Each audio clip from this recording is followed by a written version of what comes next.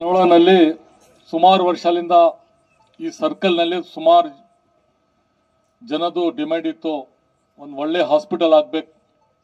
ಹಳೆ ಹಾಸ್ಪಿಟಲ್ ನಲ್ಲಿ ಯಾವುದು ಫೆಸಿಲಿಟೀಸ್ ಇಲ್ಲ ಅಂತ ಕೇಳಿದಾಗ ಮತ್ತೆ ನಾನು ಈಶ್ವರ್ ಸಾಹೇಬರು MP ಸಾಗರ್ ಅವರು ಕಲ್ತಿ ಇಲ್ಲಿ ಒಂದು 14 ಕೋಟಿ ದುಡ್ಡು ನಮ್ಮ ಸರ್ಕಾರದಿಂದ ಇಟ್ಟಿ ಒಂದು ಹೊಸ ಹಾಸ್ಪಿಟಲ್ ಒಳ್ಳೆ ರೀತಿಯಿಂದ ಆಗಬೇಕಂತ ಈಗ ಉದ್ಘಾಟನೆ ಮಾಡಿಸಿದ್ದೀನಿ.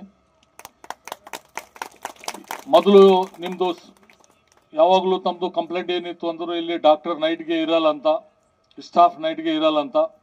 ಅದ್ರದ್ದು 2-3 ಕಾರಣ ಇತ್ತು.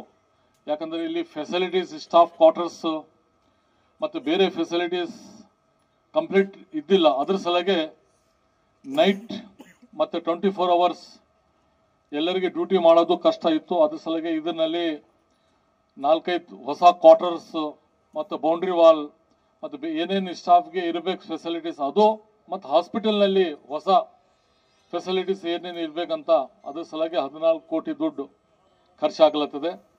ಈಗ ಒಳ್ಳೆ ರೀತಿಯಿಂದ ಜನವಾಳನಲ್ಲಿ ಒಂದು ಹಾಸ್ಪಿಟಲ್ ಬರ್ಲತ್ತದೆ. ಯಾಕಂದರೆ ಒಂದು ಹಾಸ್ಪಿಟಲ್ ಬರಬೇಕಂದ್ರೂ ತುಂಬ ಕಷ್ಟ ಇದೆ. ಸುಮಾರು ಕಡೆ ಒಂದು ಹಾಸ್ಪಿಟಲ್ ಮಾಡಬೇಕಂದ್ರೆ 2 ಕೋಟಿ 3 ಕೋಟಿನಲ್ಲಿ ಮುಗಿಸ್ಬಿಡ್ತಾರೆ.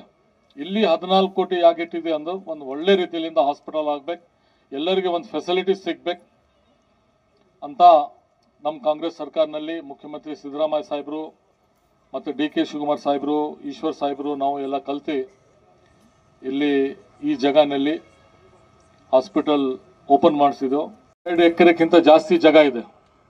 ಈಗ ತಮಗೆ ಗೊತ್ತಿರ್ಬೋದು, ಒಂದು ಸೈಟ್ ಒಂದು ಪ್ಲಾಟ್ ಕೊಡಬೇಕಂದ್ರೆ ಎಷ್ಟು ಕಷ್ಟ ಇದೆ. ಆದರೂ ಅವ್ರ ತಂದೆಗೆ ಆತ್ಮಶಾಂತಿ ಸಿಗಲಿ. ಅವರು ನಮ್ಮ ಜನವಾಳ ಸರ್ಕಲ್ನಲ್ಲಿ ಏನು ಹಾಸ್ಪಿಟಲ್ ಕಟ್ಟಲಿಕ್ಕೆ ಜಮೀನು ಕೊಟ್ಟಿದ್ದಾರೆ, ಅವರು ಇಲ್ಲ ಇವತ್ತು ಅವ್ರ ಮಗ ಇದ್ದಾರೆ ಭಗವಂತ ಪಾಂಡ್ರೆ ಅವರು, ಅವರಿಗೆ ನಾನು ತುಂಬ ಧನ್ಯವಾದ ಹೇಳ್ತೇನೆ.